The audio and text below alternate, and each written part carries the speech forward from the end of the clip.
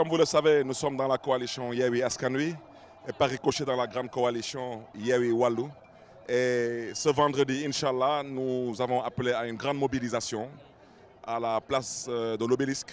Nous invitons le peuple sénégalais en général et le peuple de Dakar en particulier à venir se mobiliser pour la consolidation des acquis démocratiques, à venir se mobiliser pour que ce régime comprenne définitivement que les Sénégalais ont fait un choix. Ils ont opté de vivre en République. Et dans une République, ce n'est pas l'avis du président de la République qui nous intéresse. Dans une République, c'est ce que disent les textes et lois en vigueur. La loi électorale est très claire. La liste Yewwi Askan Wi au niveau national, elle est bien recevable. Et ce sont des constitutionnalistes et pas des moindres qui ont eu à se prononcer là-dessus avec argument à l'appui. Il n'y a aucune différence entre la liste Yewwi Askan Wi, département de Dakar, qui avait soi-disant été rejetée par des rigolos qui sont au niveau de la direction générale des élections et qui a été validée par le Conseil constitutionnel. Il n'y a aucune différence entre la situation qu'a traversé cette liste et la situation que traverse actuellement la liste Yewwi Askan Wi au niveau national. Donc nous avons tous entendu ici les propos d'un chroniqueur, en l'occurrence M. Pape Alé Niang, qui a fait des révélations extrêmement graves, pour ne pas dire gravissimes, et qui n'a pas été inquiété parce que nous savons tous que ces révélations relèvent de la pure vérité. On ne peut pas être dans un pays où des magistrats considèrent qu'ils ne sont pas là pour dire le droit, mais ils sont là pour dire ce que plaît au président de la République. Ce n'est pas acceptable, ce n'est pas négociable et on ne peut pas le laisser passer parce que malheureusement tout cela rentre dans une dynamique du président Macky Sall de vouloir briguer un troisième mandat qui est interdit par la Constitution du Sénégal. C'est de la littérature, on vit dans une république. La Constitution du Sénégal est au-dessus de leurs petites préoccupations à 2,50 francs. La Constitution du Sénégal nous donne le droit, partout et tout le temps,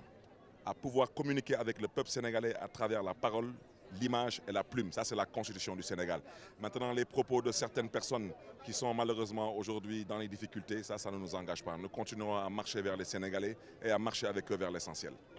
Demain, je serai encore dans la région de Dakar. Après-demain, je serai dans la région de Dakar. Jusqu'à jeudi, je serai dans la région de Dakar pour mobiliser les Dakaroises et les Dakarois pour qu'ils sortent de chez eux, qu'ils sortent de leurs écoles, qu'ils sortent de leurs universités, qu'ils quittent leur grand place et qu'ils viennent envahir la place de la nation pour le compte et le nom de la démocratie sénégalaise. waaw lu ko waral mooy dox mbokk yi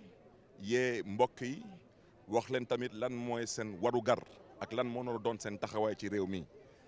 ñun dañu bokk ci coalition Yewwi Askan Wi ànd ci ak ay gor ak ay nawle képp ku bokk ci coalition Yewwi Askan Wi yaa ngi def sa kéem kattan pour mën a am mobilisation ajjuma bi pour que ajjuma bi mobilisation bi ëpp solo mobilisation bu ñu amoon ci semaine dernière. Mobilisation bi nag lu ko waral mooy tàppale bu nguuru président Macky Sall nekkee dama ne bëgg a jël liste Yewwi Askan Wi national ne da nga koy éliminer teg ko ci jaay doole ak yebel kenn du ko fi nangu kooku foog wax ji leer te ñu bàyyi waxu kasaw yi ne ay dañuy woote fitna kenn woote wu fi fitna ci dëkk bi la ñu dëkk di fi yeewu ak suñu mbokk yi ak suñu njaboot ak suñu ay wajur kon nag amul kenn ci ñun ku fi am intérêt fitna di yee ci réew mi wante lu am ba am liste Yewwi Askan Wi bu département de Dakar def nañ seen kéem kàttan ba ko galgal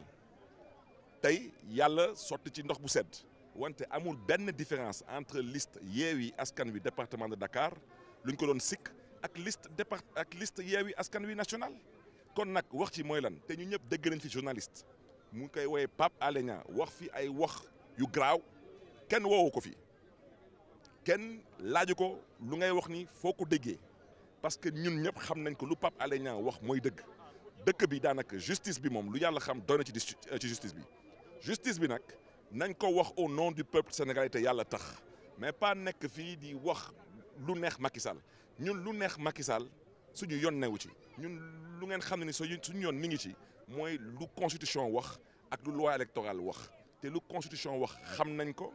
parce que mën nañ lire mën nañ bind te am nañ lu ñu jàng lu tamit loi électorale wax tamit xam nañ ko bu ci des nag mooy nañ ko teg ci yoon ñëpp tegu ci yoon wante nag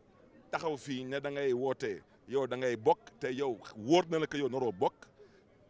mais ñeneen ñi te loi meneen ñu mën a bokk nga ne la ñoom du ñu bokk loolu kenn du ko nangu moo tax ñu ne dañuy ñëw dox si mbokk yi tey ma nekk Pikine ñëw ànd ak délégation bu am solo si tudd Khalifa Sall ñu waxtaan si ak mbokk yi maa ngi dem ñi Ndakaar waxtaan ak waa Dakar ba minuit suba incha allah maa ngi département de Kër Massar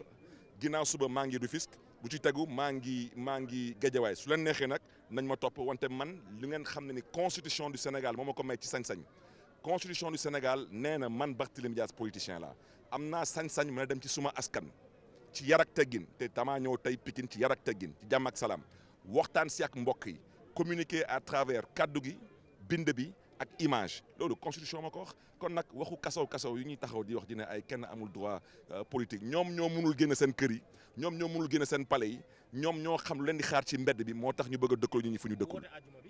ajjuma bi nag ñuy sàkku ci bépp doomu Sénégal bu ëllëgu Sénégal ñor